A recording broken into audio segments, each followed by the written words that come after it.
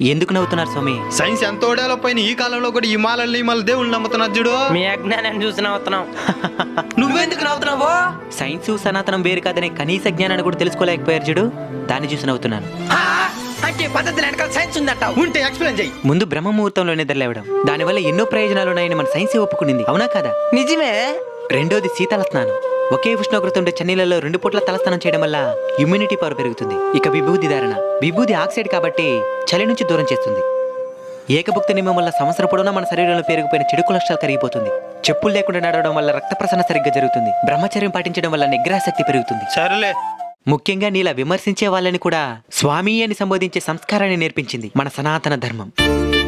నమ్మి మాలధారణ చేస్తే అయ్యప్ప మాలలో అద్భుతాలను చూస్తారు. మేము మాలధారణ చేస్తాం స్వామి. మాకు సహాయం చేస్తారా? తప్పకుండా అయ్యప్ప.